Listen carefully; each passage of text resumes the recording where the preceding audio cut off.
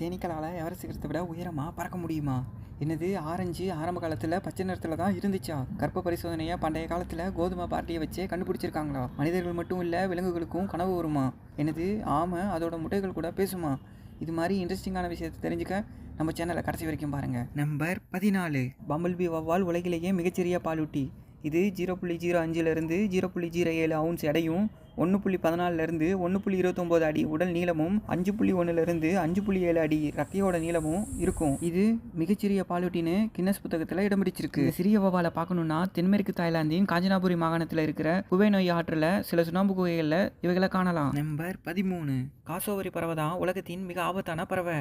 ஆனால் ஆஸ்திரேலியாவில் கடைசியாக பதிவு செய்யப்பட்ட காசோவரி தொடர்பான மரணம் கிட்டத்தட்ட 100 ஆண்டுகளுக்கு முன்பு நிகழ்ந்தது. ஆபத்தான தாக்குதல்கள் மிகவும் பொதுவானவை என்றாலும் இன்னும் அரிதாகவே காணப்படுகின்றன. மக்கள் பறவைகளுக்கு உணவளிக்க முயற்சிக்கும் போதுதான் தாக்குதல்கள் நிகழுது. நம்பர் 12, பிசி 1350 பண்டைய காலத்தில் கர்ப்ப பரிசோதனையை கோதுமை பார்லி விதைகள் மூலம் கண்டறிஞ்சாங்க.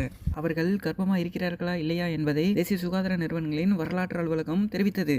கோதுமை வளர்ந்துச்சுன்னா பெண் குழந்தைனும், பார்லி வளர்ந்துச்சுன்னா ஆண் குழந்தைனும், எதுவும் வளரலன்னா கர்ப்பம் இல்லைன்னு கணிச்சாங்க. நம்பர் 11, ஒருவர் அழுவதற்கான காரணத்தை கண்ணீரை சொல்லும்னு விஞ்ஞானிகள் கூறுகிறார்கள்.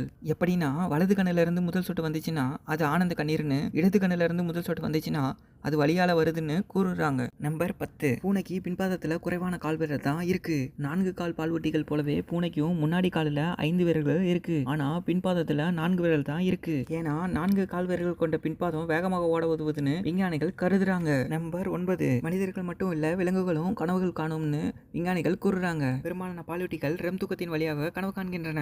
ரெம் தூக்கமானது 2 மணி நேரம் வரை கூட நீடிக்கும். நம்பர் 8, நாய்கள் தங்கள் இடது நாசியால நல்ல வாசனையை முகரும். நாய்கள் பொதுவாக வலது நாசியில் தான் மோப்பம் பிடிக்க தொடங்கும். ஆபத்து வர மாதிரி வாசனை வந்துச்சுன்னா வலது பக்கமாவே மோப்பம் பிடிக்கும். ஆனா உணவு அல்லது இனச்சேர்க்கை பார்ட்னர் இனிமையான வாசனையை இடதுபுறமாக மாத்திக்கும். நீங்க ஒரு நாய் பிரியர்னா இந்த சுவாரஸ்யமான விஷயத்தை தெரிஞ்சுக்கோங்க. நம்பர் 7, தென் அமெரிக்க நதி ஆமைகள் அதோட முட்டையோட பேசுகின்றன.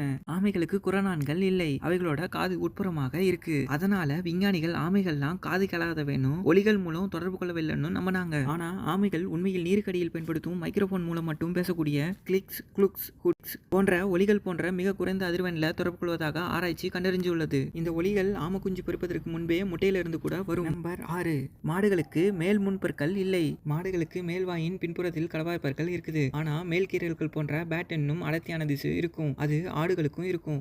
மாடுகள் புற்களை இழுக்க கீழ்பற்களை பயன்படுத்துது. நம்பர் 5, ஆரஞ்சு ஆரம்பத்துல ஆரஞ்சு நிறத்துல இல்ல. தென்கிழக்கு ஆசியாவின் அசல் ஆரஞ்சுகள் ஒரு டென்ஜின் போமிலோ கலப்பினமாகும். அவை உண்மையில் பச்சை நிறத்துல இருந்தன. வியட்நாம் மற்றும் தாய்லாந்து போன்ற வெப்பப்பகுதிகளில் உள்ள ஆரஞ்சுகள் முதிர்ச்சியின் மூலம் இன்னும் பசுமையாக இருக்குது. இதை பற்றி பேசுறப்ப எந்த ஆரஞ்சு முதல்ல வந்துச்சுன்னு, ஆரஞ்சு நிறமா இல்ல பழமா?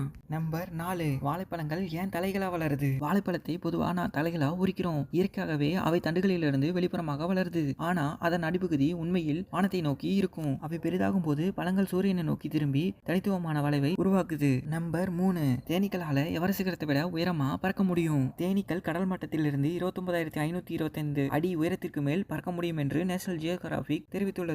இது உலகின் மிக உயரமான எவரெஸ்ட் சிகரத்தை விட உயரமானதாகும். நம்பர் 2, கோடை காலத்துல ஈஃபில் டவர் 6 அடிக்கு மேல வளருமா? கோடை காலத்துல அதிக வெப்பநிலை காரணமாக இரும்பு விரிவடையுது. அதனால ஈஃபில் டவர் 6 அடிக்கு மேல வளருது.